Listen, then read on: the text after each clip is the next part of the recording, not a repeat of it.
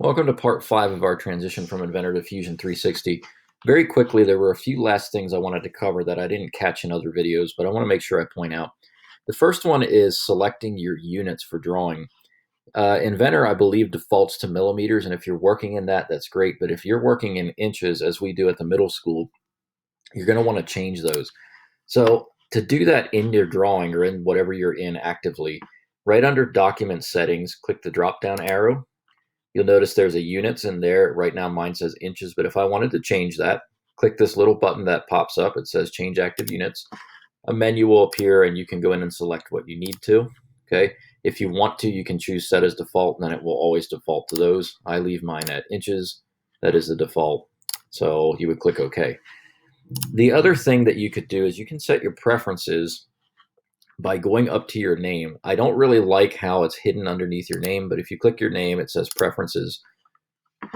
You're going to go into here, and a few things that I would suggest changing for me personally. I jump down here to unit and value display. And the first thing I do is I turn my general precision up to at least 4 decimal places. So because I typically work in inches, I'm usually working to at least the 10,000ths of an inch.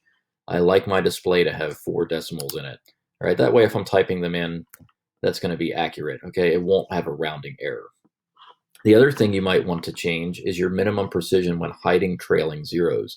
Okay, just like Excel does in Microsoft, depending what you're doing, it will cut the zeros off the end of the number and you might be left with just 4. Okay, I want mine to at least show me 3 no matter what.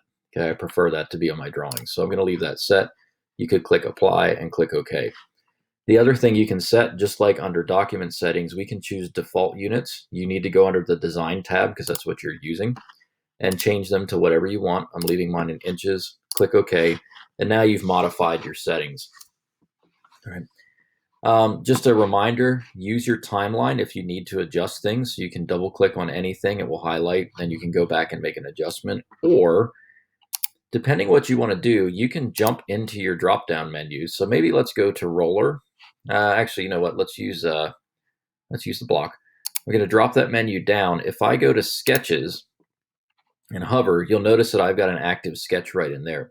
If I click on that and then turn on the eye, now when I flip this around, that sketch has been turned back on. I can utilize that. Remember back in another film where we put this line in here, this little triangle? If I choose extrude, that's already there. Now I can pick it up and I can cut that corner off. And when I click OK, if I turn off the sketch, we've modified our part completely. So you can jump around in there and turn sketches on and off. That's very helpful when you want to project geometry. Don't forget that you need to turn on the sketch so you can project it into something else. There's lots of things, again, that I didn't get a chance to cover, but you'll kind of have to work through problems as you see them, or you can, of course, contact me, Mr. Overholzer, and you can catch me via email, and I'll try and help you out as best we can. All right, so that should get you started in your transition from Inventor to Fusion 360. I hope you have fun with it. Again, the best thing you can do is play with it and kind of work out the kinks. All right, take care and have